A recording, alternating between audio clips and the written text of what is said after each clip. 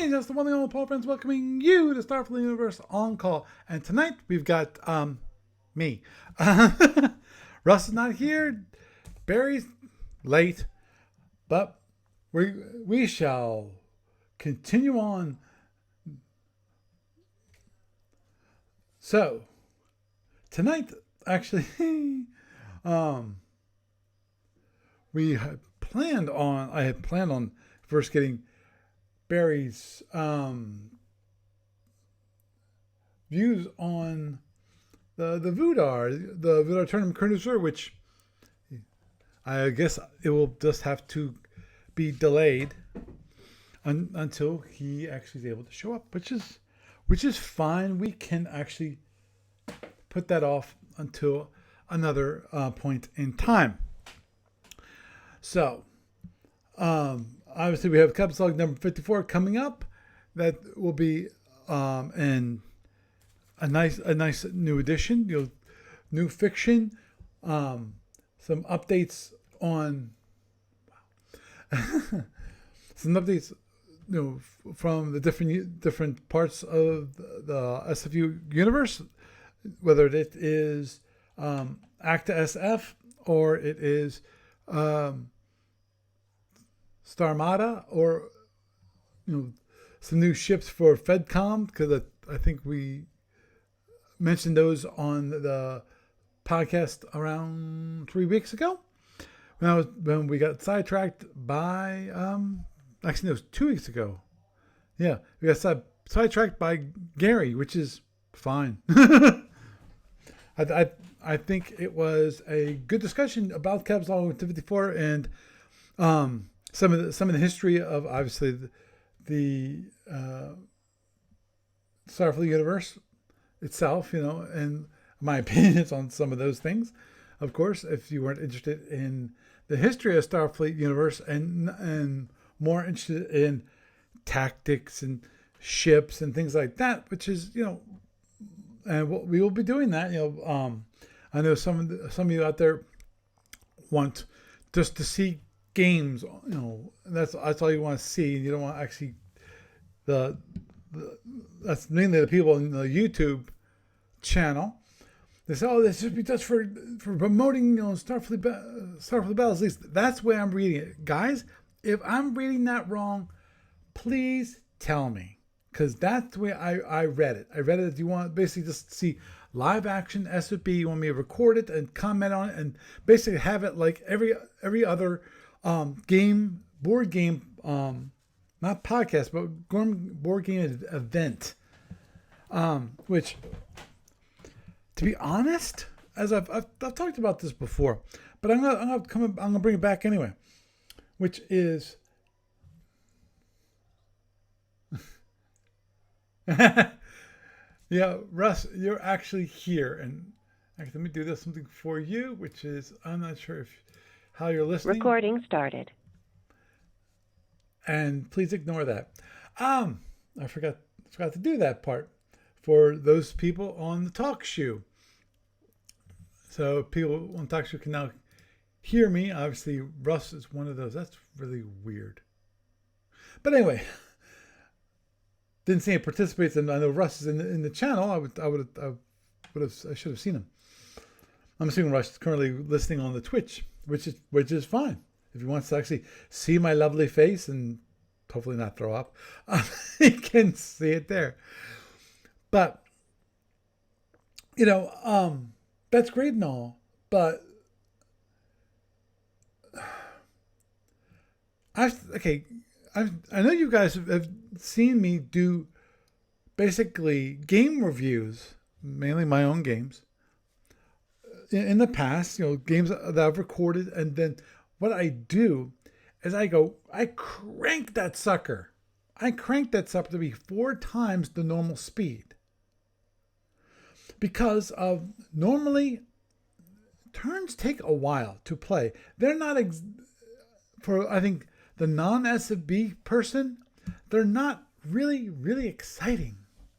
Even for me, sometimes they're not really exciting because most of it requires patience and just on a player's side, we're thinking through the situation, thinking through what can we do, what are we gonna do, and I hoped with what the analysis that I had for the different games that I have broadcast, that those games have been of interest to people, that people enjoyed at least me commenting on my own games, maybe getting a little behind the scenes kind of thing, so that you can actually understand what's going on in my own mind. Maybe that's not such a good thing, because then my opponents will know some of my tactics, some of my thoughts, which I always learn, as I think is it I forget which is the famous book of the Art of War. I'm sure Barry, who just joined us, will be happy to be able to tell us. But let me just finish this thought, and then I'll say hello to Barry. So Barry, just hold on. And that is that those take to do it live is kind of slow. Now, the one thing that we'd have to figure out is a way of speeding up play. In theory, we can speed up play, but of course, we have to also have the people that are going to be playing it to agree. Whether it's we've talked about it before, which is some of the things that you can do is put time clocks on everything, so that people are forced to think to limit their choices is another way of thinking about it. There's a couple of other possibilities that I've not tried, and I would really like to try. Which is changing the way SFB is played. In that, with SFB, have it so that you do for like 8 impulse, you do pre-plotting, like I've talked about before for like FedCom, where in theory you could actually have a play by email. If you got rid of the idea of a break, you just always, for each segment, you announce secretly what you're doing, and then continue on. So there's no breaks. You when it comes to the sub pulses, all 4 of those sub pulses for each impulse, you just move. You plot that whole four sub pulses, for whatever you're going to be doing, things like that, which I would love to experiment with the idea of pre-plotted movement for people and see if that by its nature would actually speed up the running of the game. I'm not sure, but I think in some cases it would. Other cases I'm not so sure, because it depends upon the person. Because I'm sure you've seen some of my games where some of the delays are not caused by me, but they're caused by my opponent and them actually reacting to what I'm doing. And in that case, it's not just actions. Most of the time, it is movement, which is why I was thinking that having sort of pre-plotted movement of 8 impulses might actually help the situation in that case. But with that, we'll table that discussion for later, and I'll introduce Barry Kirk. How you doing, Barry? Oh, excellent. How are you doing? Doing good. You get here late and you have to leave early. What the heck, man? I know. Well, the only thing I have planned for tomorrow is to drive to York. Mm-hmm. But you got to get up bright and early in the morning is the issue. Well, I have to. If I don't get up bright and early, it's a 10-hour drive. So understood. Hey, Barry, I'm not fussing. I'm just saying, it's like the podcast started 10 minutes ago. I know. I had my timer, my alarm set for mountain time. Oh, okay. That'll definitely change things a bit. I've just been bouncing around from time zone to time zone to time zone. Understood. So I spent 10 days in Salt Lake City, and my daughter flew out there to meet me, and then we I think I had one talk shoe. I think I was in Idaho You were Falls. you were in the car last week with your daughter driving. Oh yeah, yes. We were driving from Salt Lake to Idaho Falls. That was it. Right, and then you left early because of that, which is fine. I'm not fussing for that. But Yeah, then we continue. yeah, yeah, and then we continued from there into Wyoming, and from there into Montana, and we drove west to her new house, which is on the Pacific coast. And then I spent a day there, and then I flew back to Cincinnati a few days ago. And then I'm headed back. I'm driving to York tomorrow. And then Tuesday, I'm flying out to California. A lot of travel.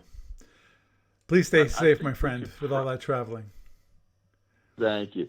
But I do think we could get a game of brass in over the weekend. Possible? I have to check. Depends on what day you're thinking of. My flight is Tuesday. Yeah, I got an appointment on Monday at 1:00. Okay. Well, we'll see. Yeah, we'll see. I'll bring brass out. What the heck? Cool. You still have that one piece that I Yes, I do. It's sitting right here. And for those watching the video, it's right here. Yeah. Now, to complete our discussion from last time about tournament cruisers, there's one that we never got to, and which is something which, since you're not in the know, and you really haven't been paying attention to the SFU community that much, that is currently now we have an official Vudar ship. Interesting. Basically, it looks like they took the original Vudar ship, that they did has a playtest ship many years ago. I didn't find out about this until I looked at it. And they made it now official. This was last revised 14 years ago, according to the image I've got from Petrick. And what I did was originally, actually, we had, as part of the library, we had a third gen definition of it. And I decided that, if everything else is second gen when it comes to tournament, let's make the Vudar tournament. And I don't think Steve Cole would have a problem with that, especially since the Vudar, in theory, should be available for free download from the website. So it's not like anyone's going to be stealing. Correct. It's public domain. Well, not public domain. At least he's put it in. But he's put it in the public. No, he did not put it in public domain, but he made it freely available for you to download for your use. Correct. That's that. So, if I remember correctly, the Vudar had ion cannons. Yes, it does. It have 4 ion cannons. And they were 2-turn arming weapons? Yes, they are. And given the 2-turn impulse power, it requires at least 1 point. They used right. For standard ion cannons, you have to have at least 1 point of impulse power. Actually, doesn't necessarily have to be impulse. It could be APR. It was ion power. Right, ion power, which is impulse or APR. Yeah. Anything other than warp. Right. Although I think you can use some warp to create ion power. There is a procedure, but it's not. I think you have to spend like a point to convert other warp power to ion power, something like that. Mm-hmm. I have forget. to check that. Jeez. I'm just going by memory. Oh, understood. Yeah. And didn't the Vudar have phaser 1s, 2s, and 3s? When it comes to what? Say again? What phaser 1s, 2s, and 3s, I think. Yes, it does. Yes, it does. And while we're at it, let's hold on for a moment, Barry. I want to introduce Gary. How you doing, Gary? Hello, can you hear me? Yes, I can hear you. Yeah. Okay. Hey, Gary. Hi. What the heck, man? Well, actually, I wasn't Everyone's sure how late today. Jeez. I'm the only person that was on time. Everyone's like freaking late. Jeez. What are you guys doing to me? Well, actually, I didn't want to hijack your discussion, but there were a couple of things I wanted to mention, so I can remain zipped and wait until you guys are finished talking about the Vudar. Mm-hmm. Okay. So I forget about the ion cannon. Was it like somewhere between a disruptor and a photon? Was it one of those? Yeah. It's closer to a... Oh, duh. Yeah. I'm sorry. I'm confusing the hit with the damage. Yeah. The standard damage for a ion cannon is 6 points of damage. And that's 2 points of energy for 2 turns. Okay. So it's in that sense, it's 50% more damage than the energy you put in. Right. Put in 4, get 6 out, which is not quite as efficient as a photon. Well, agreed. But also, it does have something which is not that doesn't really make that really doesn't. No one is going to use in tournament play, which is they have a proxy function, so that you can fire, a proximity mode. Right. But also, the overload is it more accurate than a photon? Yeah, a heck of a lot more accurate than a photon, and pretty much more accurate. It's not more accurate than a disruptor with UAM, but it's more accurate than a disruptor without UAM. Okay, so it's got seriously good accuracy. Yep. It can accumulate damage over turns. It has an overload, up to 12? Yep. Requiring 8 points of power. Yeah, let me double check on that one and a few bookmarks. And wrong one. Oh. This is not the there's that one, and there it is. Okay. I know I put some bookmarks. And I was pretty sure it was I thought it was maybe 2 and 4. I have to double check. That's what I'm looking. Okay. Okay. Where's overloads? Arming. 2 points of power. To overload energy, 2 points of power, one of which must be from an ion source, must be allocated above the normal armament. So a total of 6 points of energy. So costs total 6 points of energy to overload it. So 12 total. Right. Wait, standard it's 2 and 2. Right. And for overload it's what? 2 and 4 or 3 and 3.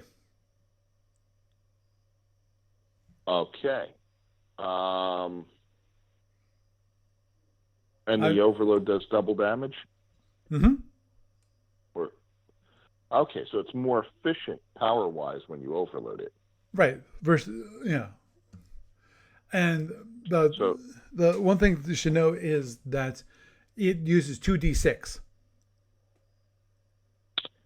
So less affected by electronic warfare, not that you have much in tournament.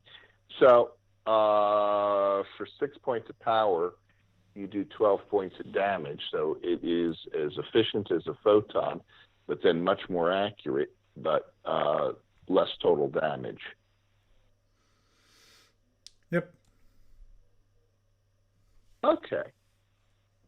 That's a nice that actually works out pretty well. That is starting to remind me of the Culligar antimatter cannon in a lot of ways.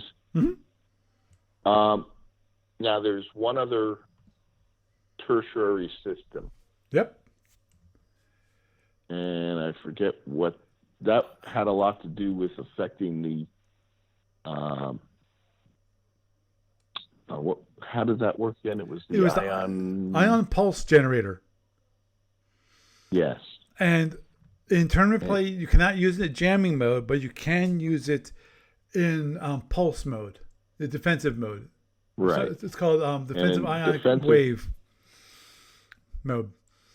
Now that affected drones, didn't it? Mm-hmm. Out to range 2.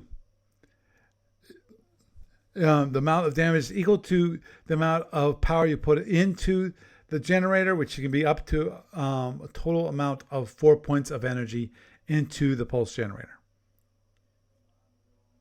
So it could do up to 4 points of damage to every drone within 2 hexes. And, yeah, every size class 6 or 7 unit other than plasma.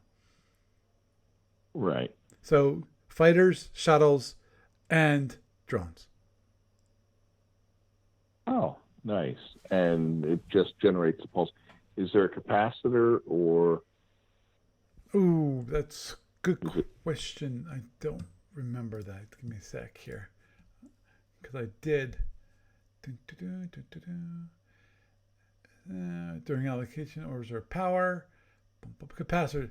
Yeah, it does. Each IPG has a capacitor. Capacitor for a given IPG cannot be transferred to a different IPG. Big surprise.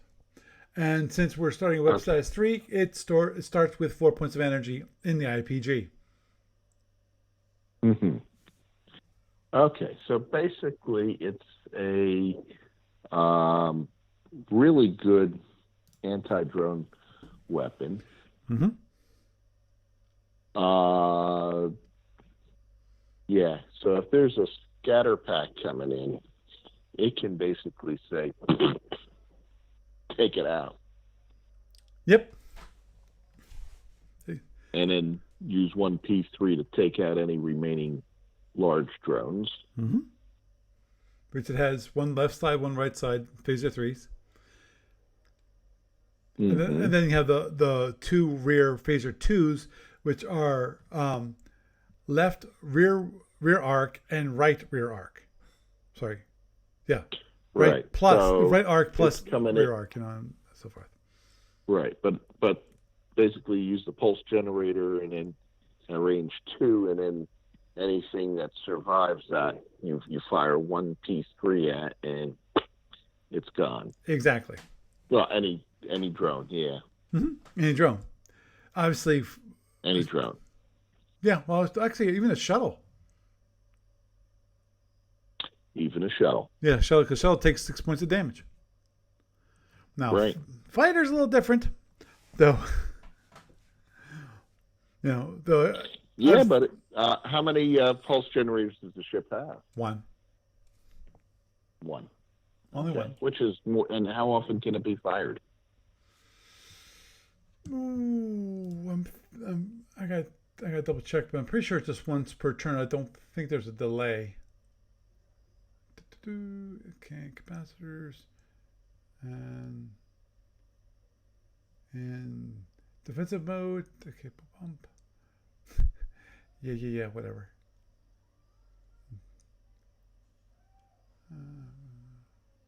Right, pump. Whoa. Okay. Excuse me? I have to read this a little more. Because there's one thing it does not explicitly state, which is how many times it can fire per turn. Because here's what it says. Defensive ionic wave mode energy release from IPGs is announced during seeking weapon stage and resolved in direct fire stage after the first hellbore firing step. This can be done only once per impulse. He just does not confer the ability to release more than one wave per impulse. is there a power limit per turn? That's the one thing I do not know, because that's the one thing that I don't. I was looking for, and I can't see, which is how many times an IPG can be used per turn. Mm-hmm.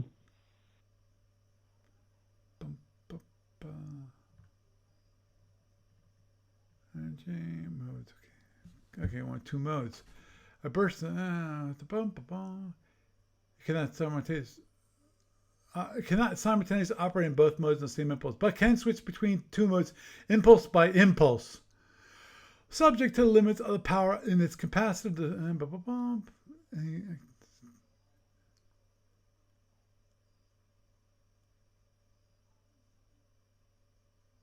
Okay, I was looking at the jam.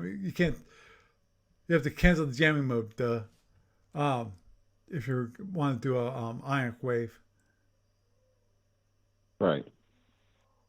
But from the looks of it, you can do it once per impulse. So that seems to indicate that you can do it as often as you want, and there's no limitation on it.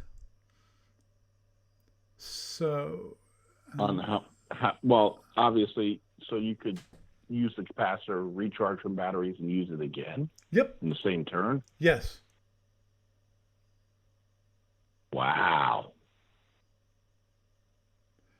Wow. Now, of course, here's the one thing you have to be careful about. It says energy from IPGs must be impulse, APR, or ionized, which I think that's what you were referring to earlier. Yes. And can be accumulated over a number of turns during a scenario, right? Yeah, but I think how much warp power do you need to burn to ionize the rest of your warp power? Yeah, but I'm just wondering, can you do what you do with like reserve warp power to have reserve? Well, if you can have reserve impulse power, yes, you can. That means you can. Correct. You could actually, if you plan for it and decide not to use reserve warp power, you could use reserve impulse power. Mm-hmm. Which means you could, in theory, you can. I would think that would give you reserve. Okay. Ionized because it's not.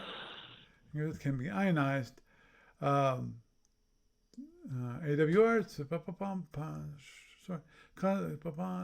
the size of the ship, the number of ions it wants to arm, or the amount of energy convert. Don't mind me.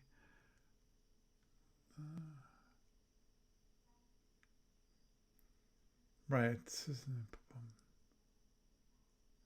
Okay, I'm trying to find how they do it.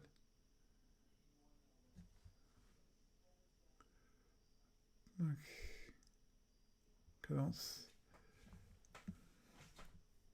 Right. Signs can be from any source, regardless of the size of the ship. It wants to arm. The ship pays its ionization costs are limited to it, and then they have an example here where it says, has 4 points of impulse power, 2 points of APR. The ship is armed 3 ion kind of 1 IPG. Its captain has no trouble readying the ship for combat. Allocating 4 points of impulse to complete and 2 points of APR. Right. You can defer providing the point of energy to the third ion kind of the following turn. Okay.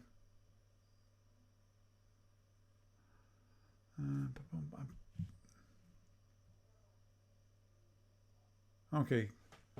So it looks like that's crazy.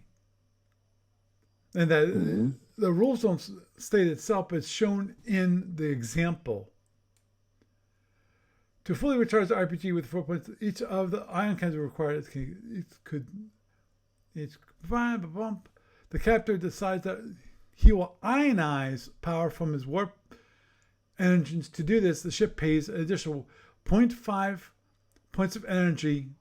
The ionization cost of the DW is a half point of power. By paying this half point of power, the DW can consider any given power provided by the whip engines or drawn from power from its ship's battery as ionized power. So Yeah, that's what I was. right. So in theory, you don't even have to have reserve impulse. You can Impulse or APR. You can just have, if you want to, you can just pay the ionization cost. Now the question is, what's the ionization cost for a cruiser? I'm just looking to see if it's mentioned here on the thing. Yep, it's 1. So for 1 point of power, you can turn all the warp power in the cruiser into ion power.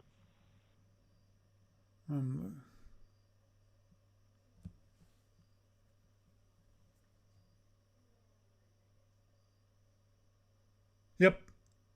Basically. Well, that's not a big penalty. I mean, it's a penalty, but not a big one.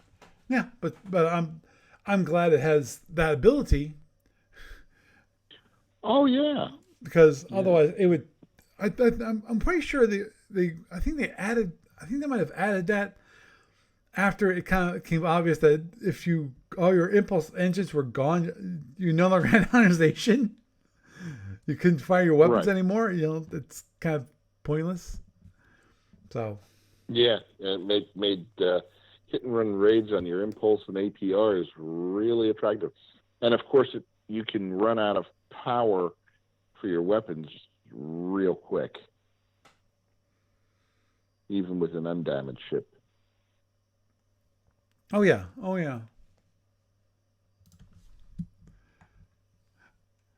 Yeah.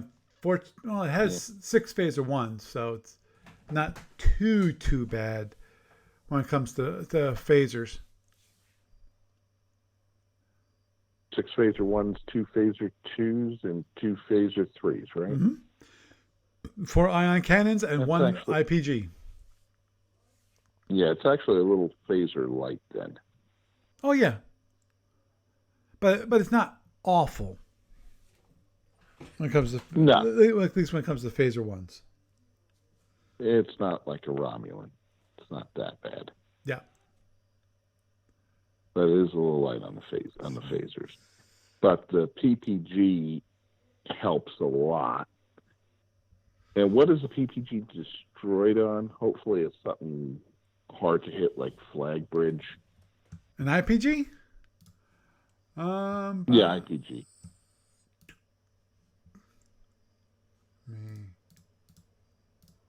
There. Destruction. They're thrown on, unfortunately, drone hits. Ow. Yeah. So that ship loses its defense real easy. Yep. So pray that you don't get many threes when it comes to internals. Yeah, hopefully the IPG is easy to repair. What is the repair cost? Okay, repair cost is 6 points, which is not too bad. It's 2 turns. Not terrible. Yeah, not great, but not terrible. It can be brought back to life after it's been killed. Yes. So it's usable actually, and has 10 points. It has 40 points of power, 6 APRs, 4 impulse, and 30 warp. And it has Saturn warp. Okay. And it has center warp. Interesting. Yes, it has now center warp. Yeah. When you convert, when you use the energy to generate ion power, is that per warp engine, or is that for the total for the ship? Well, the way I read it, let me go back to that page. I should have bookmarked it. Okay, here, just let me Just add bookmark just for if we need it later. From my understanding of the example, because I don't see it.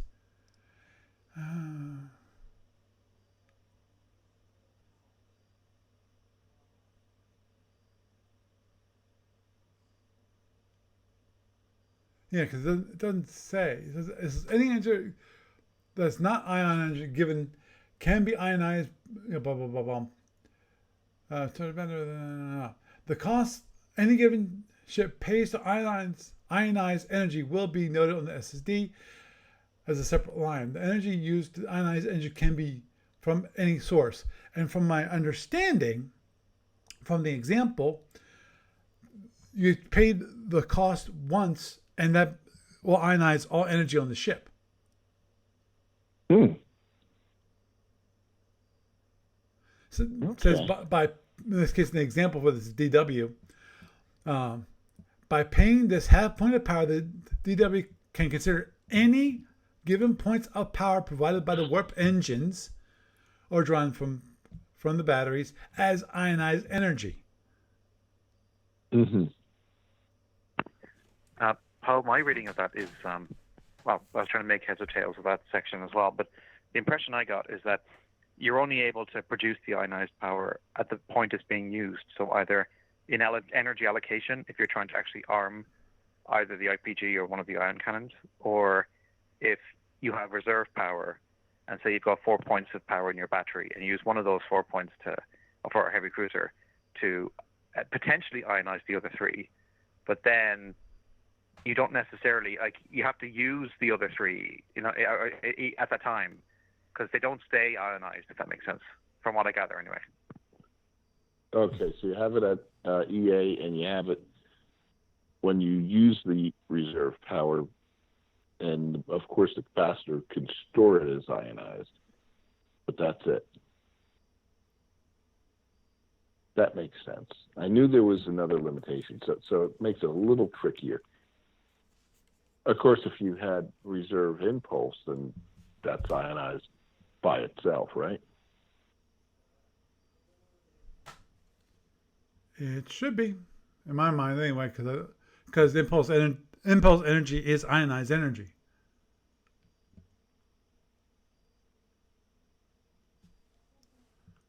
Yeah. Does the IPG require ionized energy? Yes. All of it? Yes.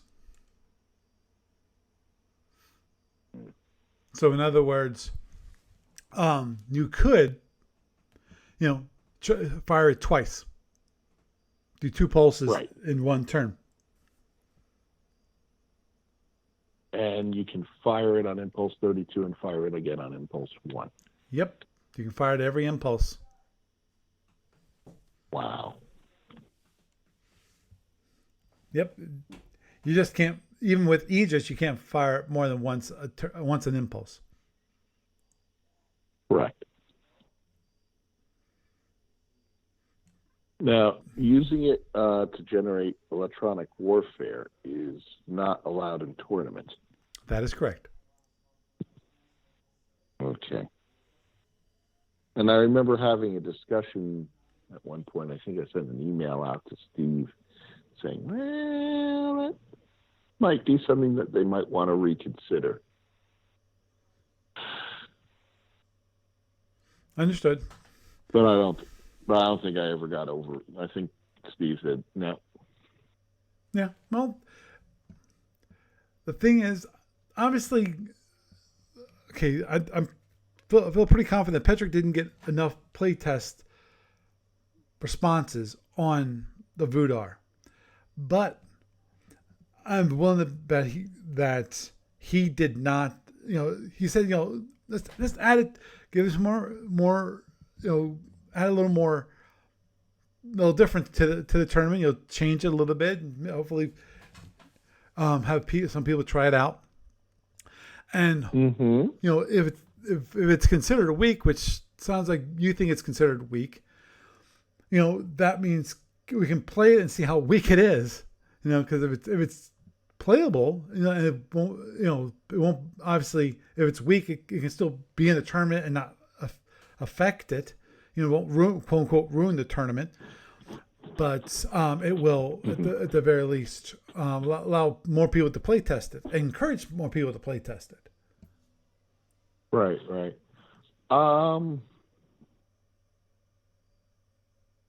Yeah. Obviously, it is meant to play with the Alpha Octane ship. Oh yes. And I won't have that argument. Yeah, please let's not have that argument, because it's an Alpha Octane ship. Yeah, and which is the good thing. That it's designed for Alpha Octant, therefore it's designed to fight against them, especially the Klingons, because that was What's the turn mode of the ship? I thought it wasn't too bad. Let me look. Turn mode C. C or D? C. And the ion cannons, are they FAL and FAR, or are they all FA? FAL, FAR, and FX. Oh, wow. Yeah. Wow. Two of them That's huge. Yep, two are forward extended, so that to the right and to the left, you've got two ion cannons. And what? Two are FA and two are FX? No, two are F. Okay, let me look. Yeah, two are FA and two are FX. Yes. Okay, I have to make sure I read that right. Okay. That's nice.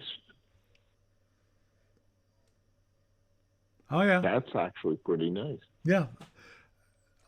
As I pointed out last week when you weren't here, that definitely gives you a good ability, which is, if you have to be running from your opponent, which can happen, I'm thinking about in plasmas, you can still fire. You can still shoot. Yeah, you can still shoot at them. Out your 5 and 2. Sorry, 3. 5 and 3 shields. 3. Yes, you can.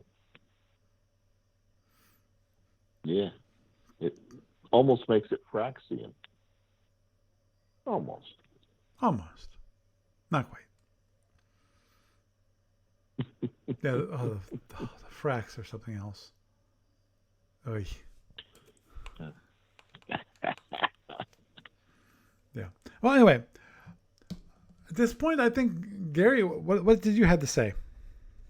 Well, before we bring in Gary, one last thing, and not for this week, but maybe for next week. Mm-hmm. Did they redo the Jindarian tournament cruiser? I have not done that yet. No. The biggest thing for me, the biggest problem with the Jindarians is the freaking arcs for their margs. I know. So, the really powerful weapons. I know. But the problem is that the arcs are all which way but loose. They would physically have to be changed, in my mind, to be 180-degree weapons, so that you could at least get 3 of them in arc at any one time. Mm-hmm. And I'm not sure if I'm feel pretty confident that the weapon normally doesn't allow that kind of swivel, but you never know. They could make an adjustment, but I don't think they would. And that's why I would love to try, just for freaking giggles, if for nothing else, an asteroid version for tournament play. Have those wargs, man, those nasty weapons. But of course, even with those systems, usually they are again, they cover a large swath. Because they're not designed to be single ships fighting off another single ship. It's mainly designed to be, Right. at least in my mind, a fleet of these ships, of the asteroid ships going together. They're colonies. They're not the Jadarians themselves are basically their group, their clan, which they go together. They run around together. You don't have individual, ships in an asteroid field by itself. Right. Except for in certain cases. Yeah. So. Anyhow. So what did you want, Gary? Yes. Back to you, Gary. Well, first of all, What's that? Just to follow on the Vudar thing, I kind of wonder if maybe they're more suited to fight the Hydrons than when it comes to the Klingons. Well, quote unquote historically, but it seems that the Hydrons are the ones that they would tangle with more because those IPGs, I guess they could be used to try to deal with stingers if they get too close, and then with the ion cannons and stuff, they'd want to try to keep like fusion armed at least Hydron ships at something of a distance for as long as they could. Oh, I agree that is a possibility. Here's the only caveat to that, and the biggest issue is of course range 2. IPG wave only goes out to range 2, and range 2 is what correct. The fighters are trying to get to. Mm-hmm. Because actually, at range 2, you don't have to do the double fire the double charge. At range 2. What's that? At range 2, they don't have to use double charge to fire to actually hit to fire their weapons. Correct? Well, that's correct, and also the phaser gats become effective at range 2, and so do the fusion beams. That's what I mean. That's what I'm talking about. And the other thing to keep in mind is that you might want to have the fighters stagger in. So one comes into range 2, one's at range 3. Now, you may say, I'm going to hold off on firing my fighters. Well, actually, if you fire the fighter weapons,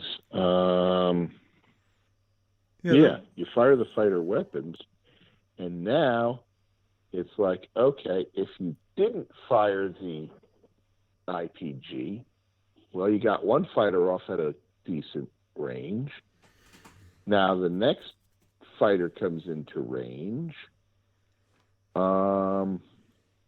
Or you could do it the other way.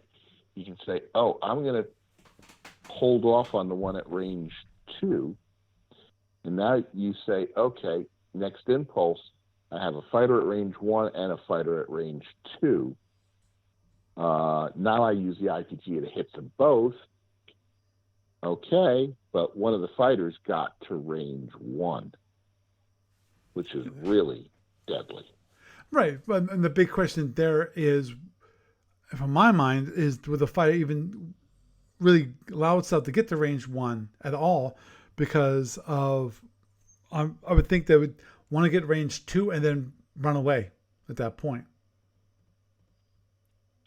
Well, if you've gotten to range 2 and not been fired at, yes, but you're rolling the dice, man. It's well worth it. Well worth it to get your fighter into range 1 because it doubles its damage at range 1 from range 2. Yeah, and almost. Mm-hmm. But when it comes to fire,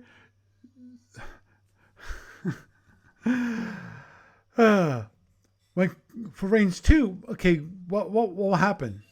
you'll announce fire, and if you don't fire, you're gonna say, "Well, I decided not to fire," because you can do that. It's totally a valid one, but you don't know that he's gonna wait.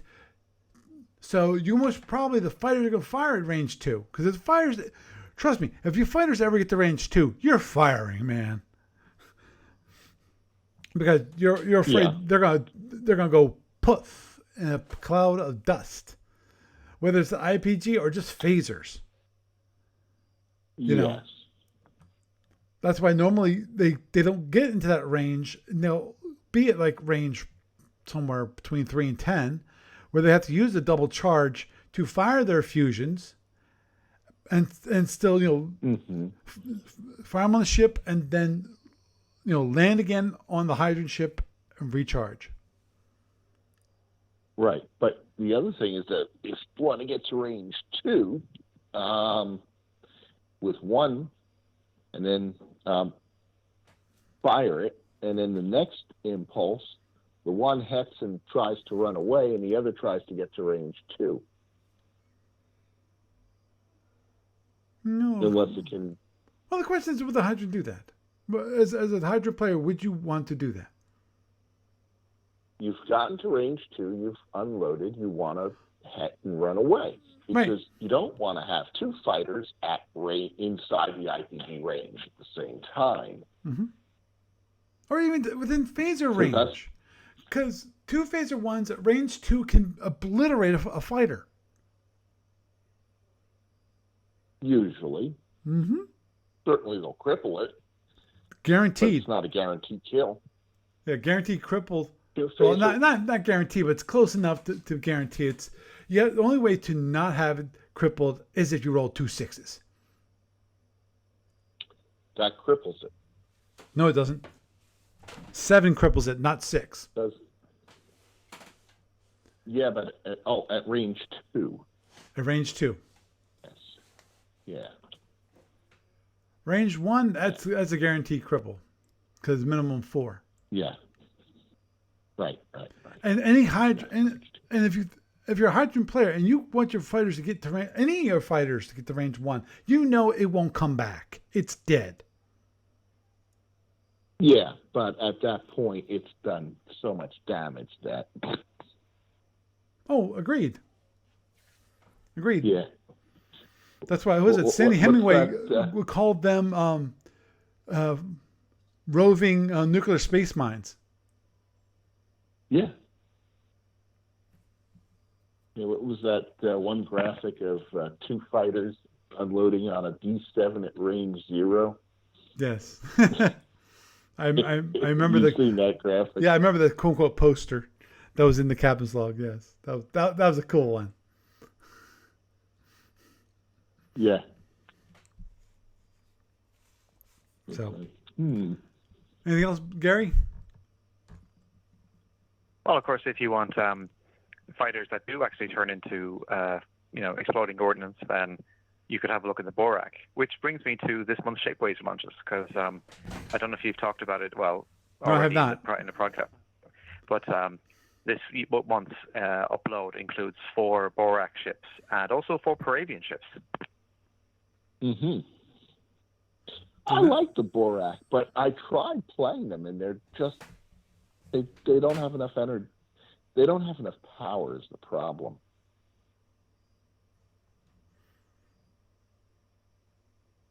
Yeah, that's Module E3, right? There's an FC preview in, I want to say Capital Talk 51. I think it's 51. I forget exactly which one though. I remember buying the Borak. Mm-hmm. Yeah. And I liked them. I liked the concept of it, but they and I actually played there was a tournament cruiser play test, and I tried it, and it just didn't have enough staying power. It didn't have enough damage output to destroy the enemy in one shot, and it didn't have enough power to recharge its weapons and run away at the same time. So That was the problem. Mm-hmm. So it basically it didn't have the power to do a running battle. That's what I'm No, hearing you saying. no. Yeah. That's exactly what I'm saying. Yeah, it could not run.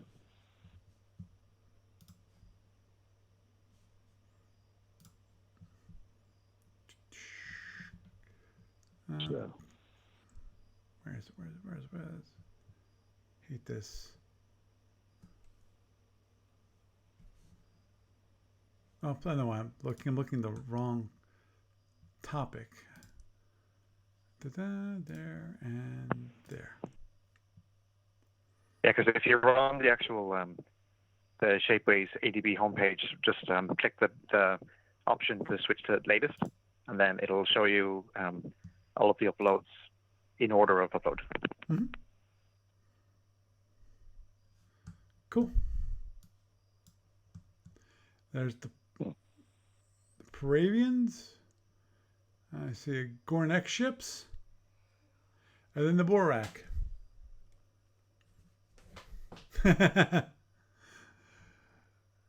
Me and the fellows were having a little discussion actually about those Gorn ships. The ones with the scales. And some of them definitely do not like the scales.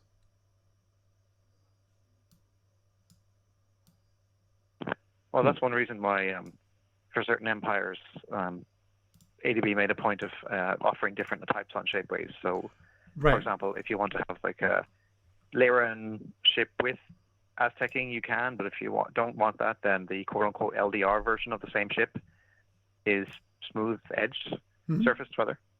And similarly for the Feds and Klingons and so forth, whatever. So, it's the only difference is that for some of the X ships, like for example, the Romulans, the Sparrow Axe, it only looks like the Mongoose version of the non-X Sparrowhawk. So there's not a model based on the older style Sparrowhawk miniature. So. Mm-hmm. There. Ah, yes, the Borak. Yeah, both the heavy cruiser and the light/war cruiser come with turrets, and what they've done is that because the light cruiser and the war cruiser are the same ship for the most part, just like one's a refit of the other. Mm-hmm. So that miniature basically comes with both turrets. So you as the collector or player or whatever can decide to install whichever turret you want for the version of the ship hull you want. Oh, okay.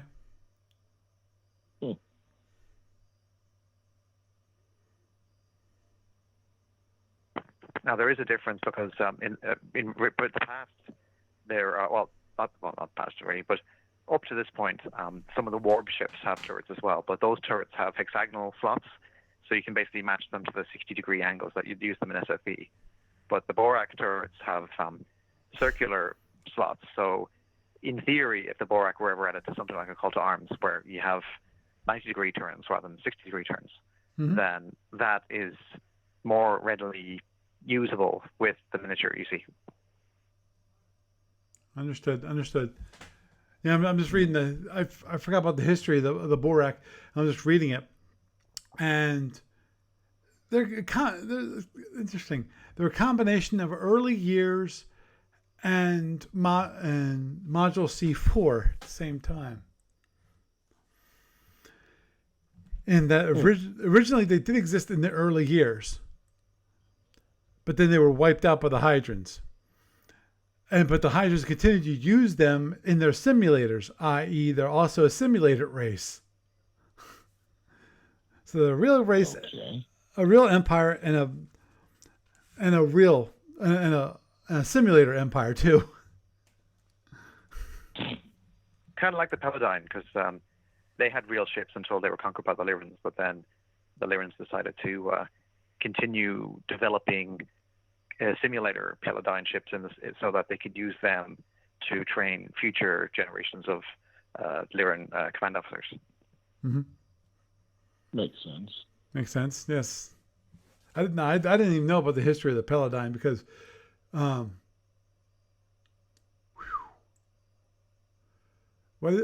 someone's Aegis 777 is saying, what is the latest on the next SFB module? Did you hear that? Did I hear right that it was releasing more Romulan ships or something? Oh, when's X2 coming out? When it comes to X2, I don't think anyone knows when it's coming out. We all would love to have X2, but we don't. I don't think anyone. I have been waiting for that one for 20, 30 years. Actually, no, you haven't. The reason why I say that is because there was an original X2 module released, which I supplement to. I bought it. Yep. And then they went Yeah. Then they killed that module and said just throw it out because it was bad. Yeah, I know. But again, that was also when Task Force Games was head of the publishing. So that's why that came out. When it comes to SFB module, geez. Well, actually, one thing that you might, on a side note, is if you have a look on ADB's Facebook page, you might see that they've posted the cover art for Captain's Log 54.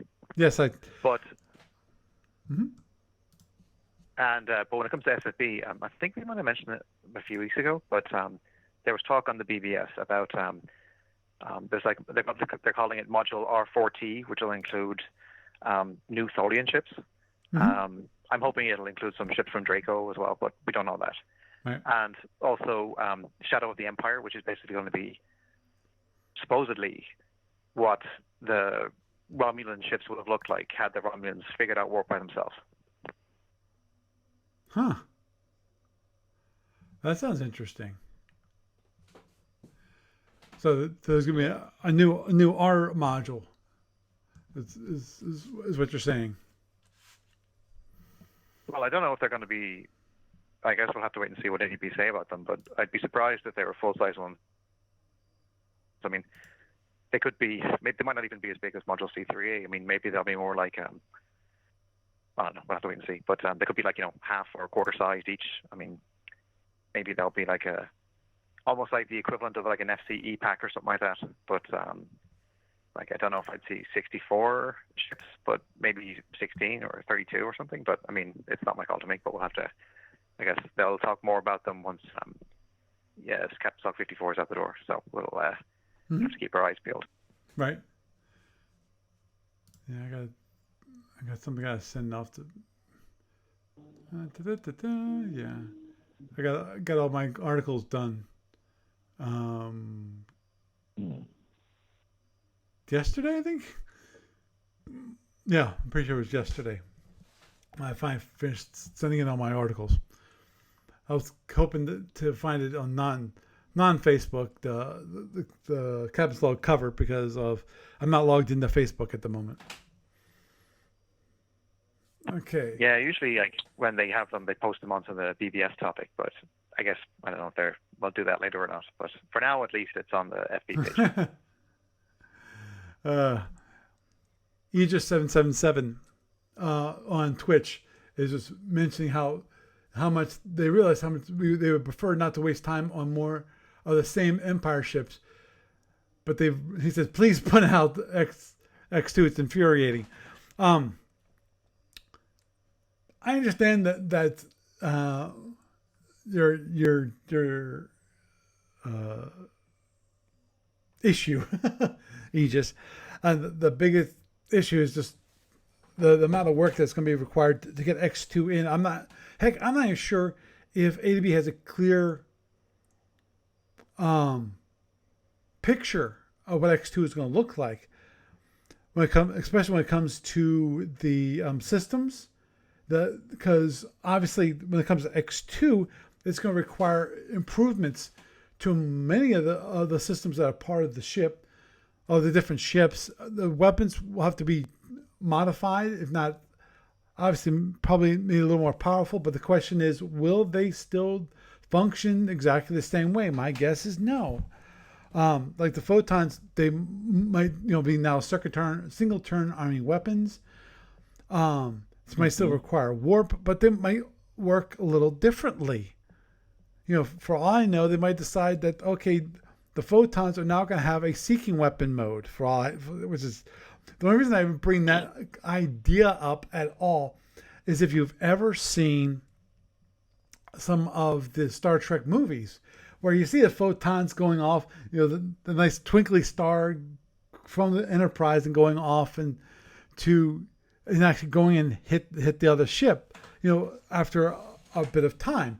So heck, it could be like a flivver, where they're 64, they move speed 64, so they're very fast, right. or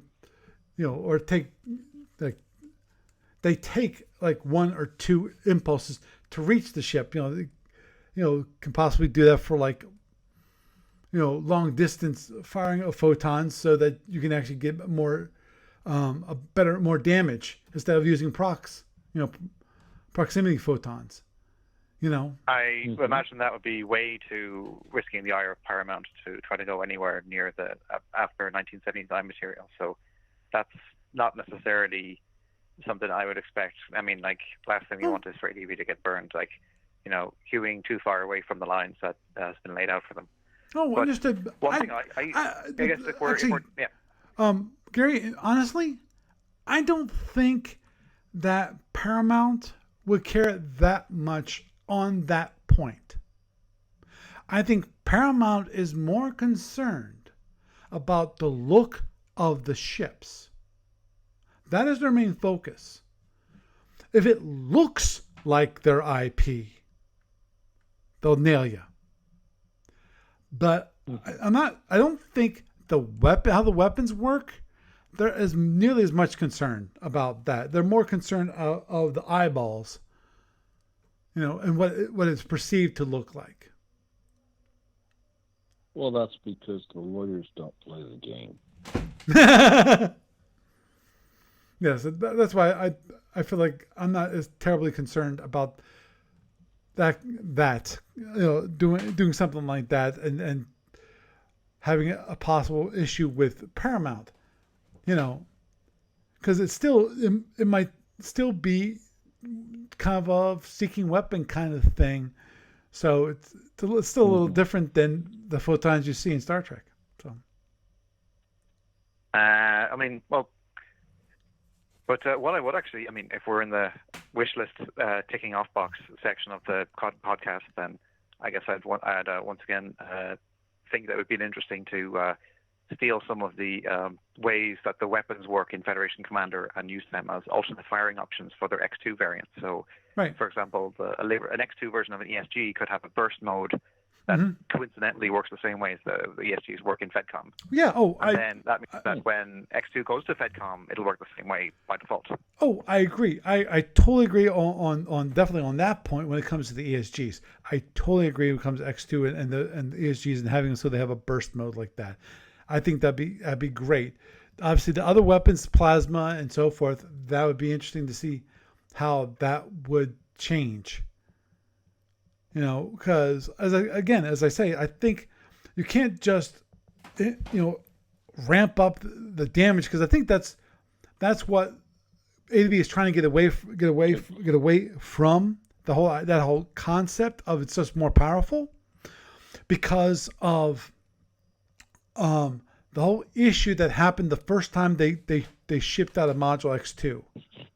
They're going, no, we're not going to make that same mistake again. And Aegis, when it comes, Aegis 777 was mentioning how, saying, oh, well, why don't you just focus on the Zircalians and not worry about the IP infringement? Which I don't think with X2 they're concerned about the IP infringement at all, really.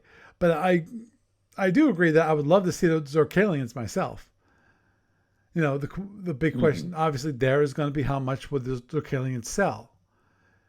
At this day and age, I'm not sure it would be a bad thing in my mind, because of how far, how old the gaming system is.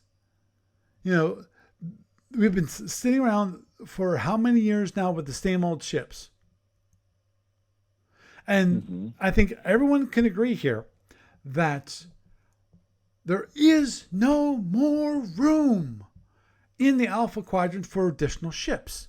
It's nuts. The number of variants and specialized ships and so forth that are available. Yeah.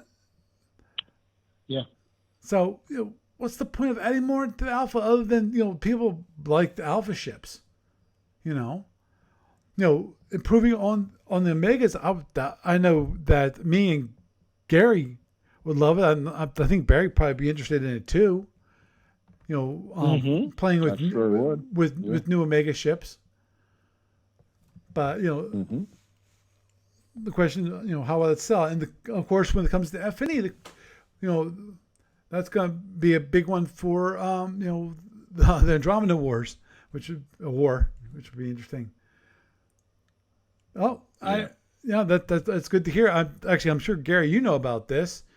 Whereas he just was remarking how Battletech is seeing a resurgence. Too bad they can't accomplish the same thing with a new product launch for SFB.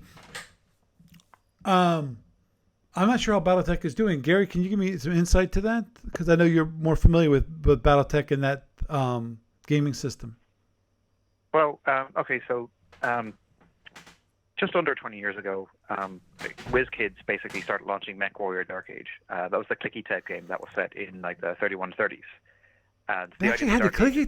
There was a clicky 20 years ago. You actually had like the wheel on the bottom of the mech, and you turned it as you played the game game or whatever. Oh, I know exactly what you're talking about, but because I remember when those came out, the Dark Age, because I was still playing BattleTech back then. But I didn't know about the clicky things. Okay.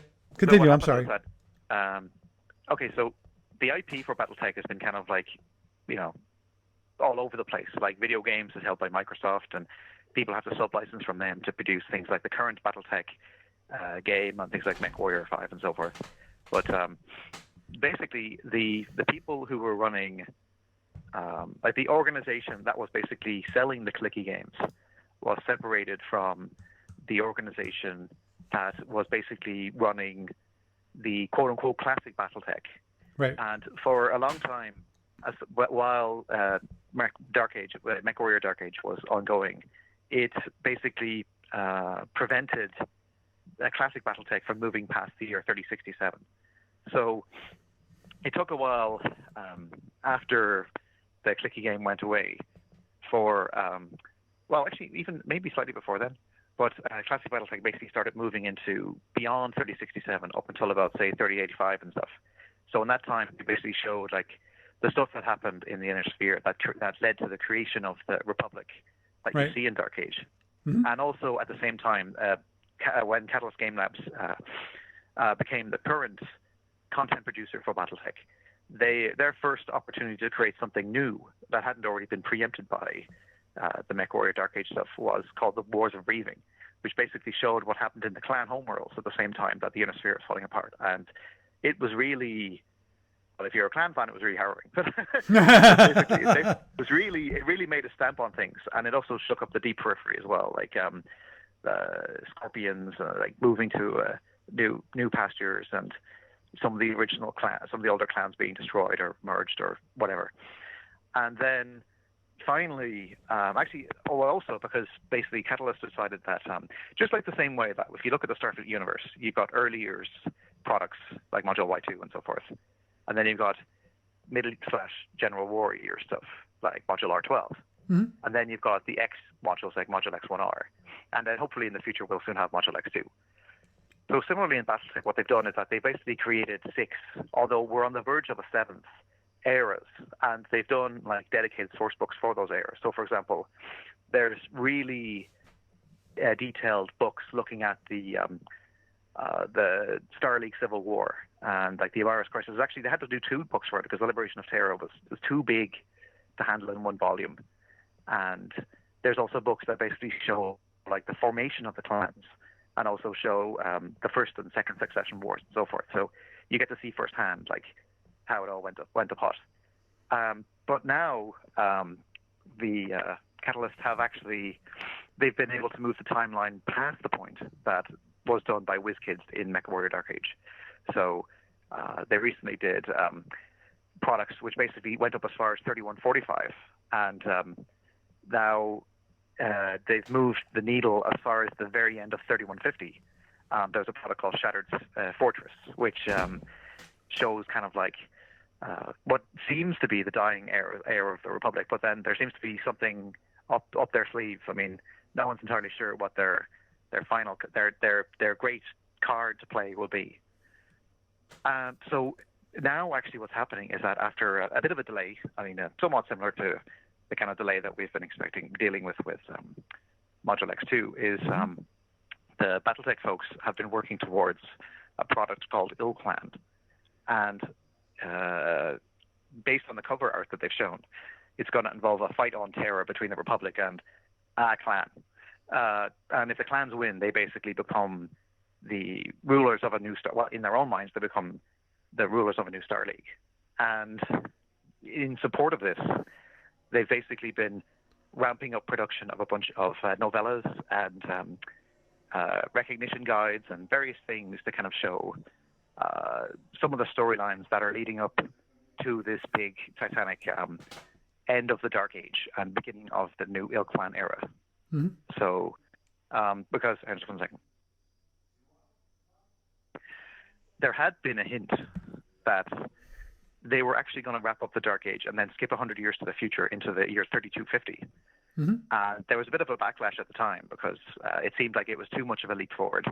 Right. Almost like the way X2 would be a leap relative to even X1. Mm-hmm. But it seems that we're slow boating our way to 3250 because there have been a couple of the most recent products where they basically kind of like, if you've ever read a Battletech source book, it's usually written from an in-universe perspective. And that basically means that it's basically limited, in a sense, by the person who's writing it because they don't have any magic knowledge. They only know what their intelligence agencies have provided them, whatever. Right. Then you usually have like a GM section in the back that helps you, the player, understand what's really going on, if they want to tell you. Right. But what they've actually been doing is that, now, this might be a bit of a spoiler for anyone who wants to wait and see what happens. So if you're that wedded to Battletech, then just cover your ears for the next few minutes. But you just cover your ears. That's all I have to. Okay. Yeah, I need to go to bed. pull it a night. So. Okay. Yep. Okay. All right. See you, Barry. Oh, well, Yeah. I got okay. What? No. I was going to talk to Gary, not you, Barry. Okay. You have a good Bye. night. Okay, Gary. Just one quick thing. Yeah. Aegis 77 was just pointing out a couple things. One, Catalyst Games, which you're talking about, Labs is producing now for Jordan Wiseman, he believes. The original game is being reprinted and debuted at Origins last year. Is that correct? There was a Kickstarter to basically produce box sets with new miniatures, basically kind of like a way to get new players to be able to actually play classic Battletech. And actually, well, okay, so maybe I'm mixing it up. Let's stop. There was also a Kickstarter for the Clan Invasion. So basically the classic 3050 mechs, like right. the Timberwolf and so forth, they'd be available like in a box set based on the Kickstarter. And those would be a way to kind of introduce players who've maybe never tried Battletech before into the system. And also to the new, because Catalyst have also created a fast-playing modification called Alpha Strike, which is the mechs don't have full-on record sheets. They just have like one row of dots for armor and one row of dots for infrastructure, for the innards. Yes. And the game basically is designed to play like, you know, like an inner sphere company or like a clan trinary. I keep mixing up the clan terminologies. They use various like types of celestial bodies. Right. It's basically an abstracted. The battle mechs are abstracted out. Understood. Yeah. So it's almost like playing Call to Arms relative to playing SFB. Right. Or FedCom. Yeah. So there is that, but it's almost like there isn't necessarily a similar box set that's been produced for Dark Age, but they have been going out of their way to release various books that allow you to use those same miniatures in the Dark Age. So players don't necessarily feel that they have to buy an entirely new range of miniatures to use in the Right. Dark Age. So, but actually, it would be cool if I think it'd be interesting if the BattleTech could actually go the Shapeways route the way that ADB has, because like you think about the thousands of ships that have become available through Shapeways. I mean, that would actually be an interesting way forward for BattleTech, I think. But anyway. Yep. But yeah, basically, I just- think the big thing to... Yeah, sorry, you were saying? Just one last thing, which was just want to make sure that I understand the whole BattleTech thing just a little bit. I think that since we're going down this dark road, and that was that Wiseman basically currently he got back the rights from FASA. The old FASA rights back is what he says.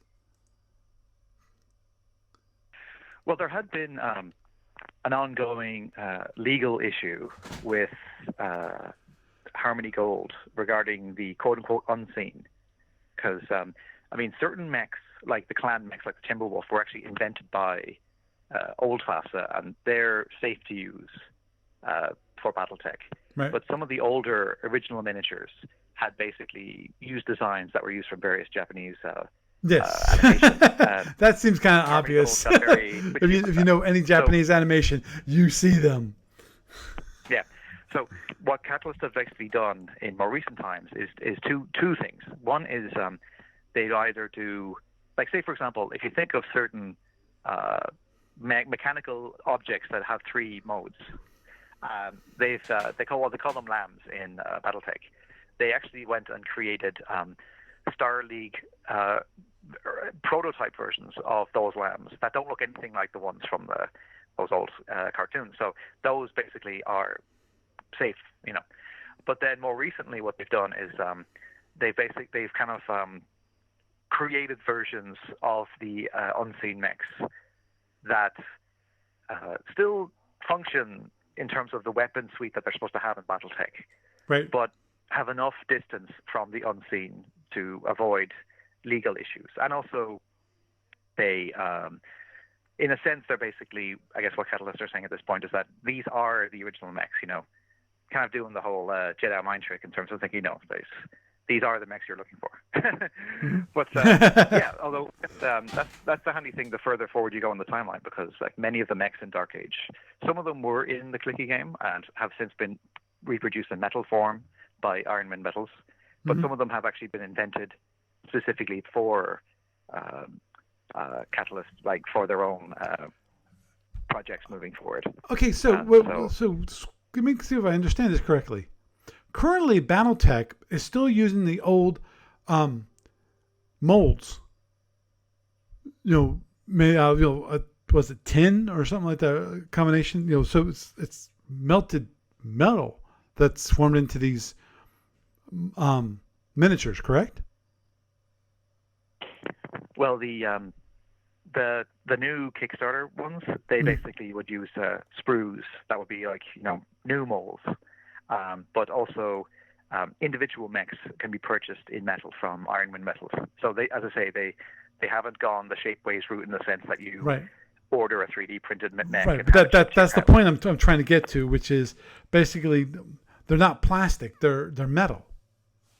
Even if they're formed plastic, because back in the day you could do that too. Of course you do that for like Risk and things like that, where you just have these metal pieces, these plastic pieces.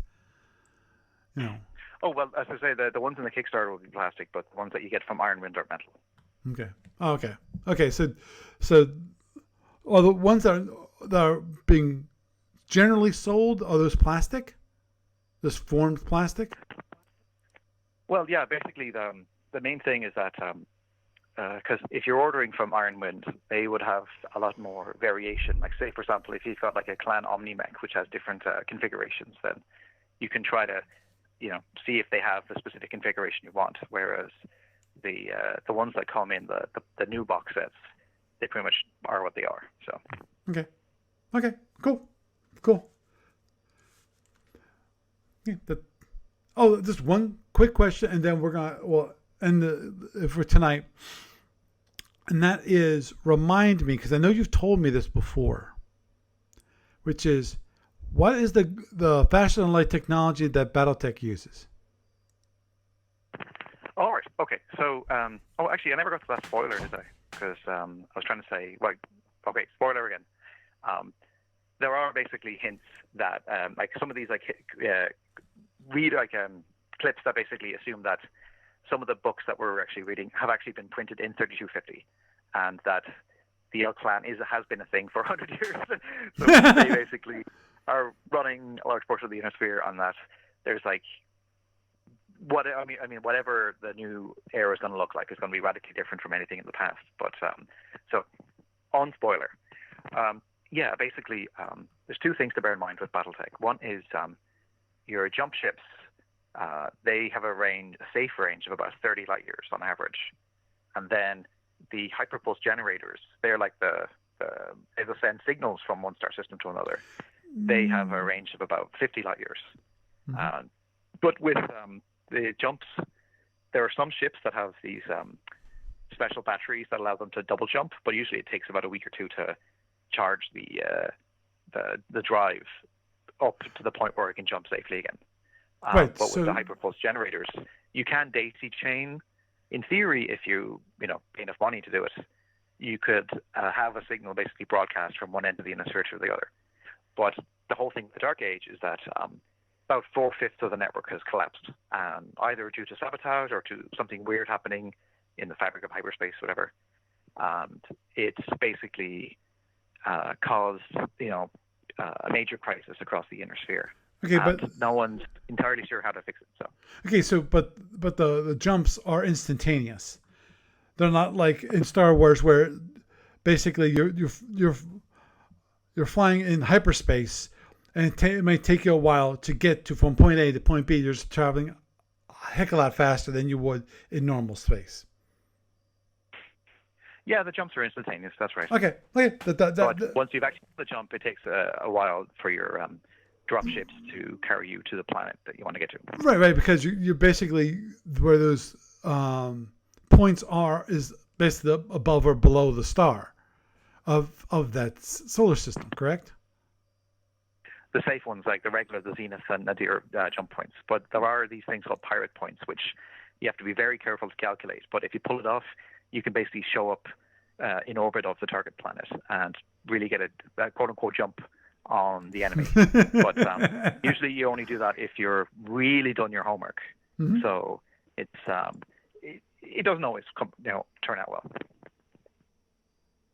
Cool. But speaking of jumps, part of the thing with Dark Age is that the core of the Republic has been protected by this thing called Fortress Republic.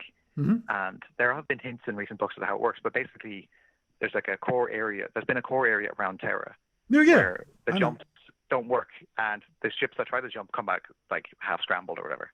So, but in the more recent books, they've been kind of like, hinting that it's not going to last forever. So it's basically just like a holding action to basically delay the inevitable. So right. Well, once the plan, we'll see what that is. Well, it sounds to me that sounds like a defensive system that was activated, in the core system to prevent, when everything went haywire. They activated it so people could no longer jump into the system, jump into the core. But anyhow, that's my explanation. Just one quick question, and then we gotta go. Which is Aegis 777 was just making sure that you understand that you're saying that Catalyst Games Labs game is modified. I don't think you're really saying that. You're saying that the pictures that are used for representing the mechs have changed. When it comes to some of the original mechs that were based off of... They're producing a new range of... Okay. Well, no, I'm talking about the original mechs that were part of the original Battletech that were originally based off of like Japanese anime. Well, what they've done is... because for a few decades, those mechs, like if you looked at the record sheet, there would just be like a blank silhouette instead of actually seeing the design for that miniature. Right. So the the redesigns that they've been doing in recent years have been intended basically to succeed those in a IP safe manner. So I guess it would be like you think ADB is quite fortunate. Like if you think about how ADB has its collection of ships from the technical manual and certain ones from the pre-1979 franchise, but then it has all its own original ships. Right. So imagine what would happen if Paramount turned around and said, you can have your original ships, but you can't have the classics.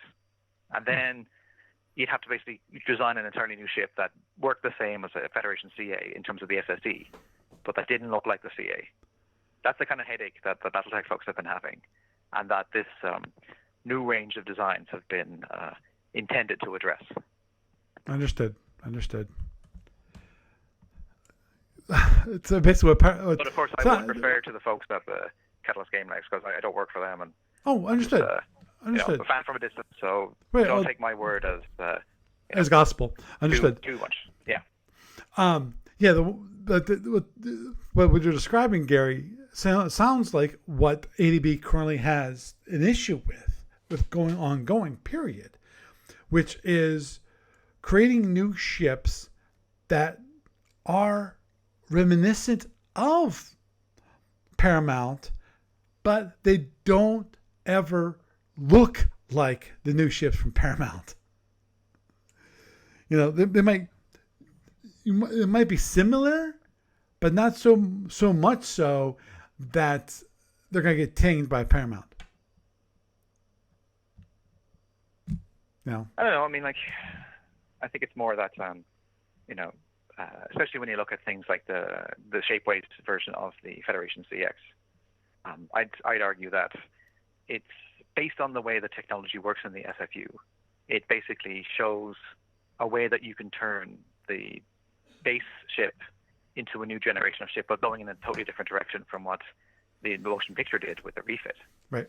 So I think that's a good way of putting it. But I mean, it's I don't know. I mean, I guess the thing is that things like Shapeways have done a lot to basically help articulate this in a better fashion. Oh, I agree. I think that for the Battletech guys, I think that probably is a better way of going themselves. But, to each his own. If they're able to make it work financially that way, go for it. But anyhow, it's really late, and I really got to get going because I have to get some sleep. It's past 11 o'clock here in the Eastern time zone where I live. So anyhow, Gary, it's been lovely talking to you. You have a good night. Same to you. Have a good night. Okay, bye. Yep. So had a nice little discussion there about the Vudar for quite a bit of time. I actually even got to talk about the Borak and some of the Shapeways miniatures. Obviously I didn't focus too much on that because I know sometimes that can get quite boring. But I got let you see some of the new Borak miniatures because of the Borak's actually kind of interesting. And as I said, I thought that is kind of an interesting thing where they're both a real empire, quote unquote real, and a simulator empire at the same time. And of course, I did not know about the Paladin because I remember, if I recall correctly, the version of the Paladin that was a play test, a custom, not really custom. Geez, created by Ursini. I think it's Lisa Ursini. Those ships were created by her, and then ADB said, basically brought them in and said, okay, well, we'll use those, and she agreed to do it that way and didn't actually do something stupid like Companion Games did with basing things off of SFB.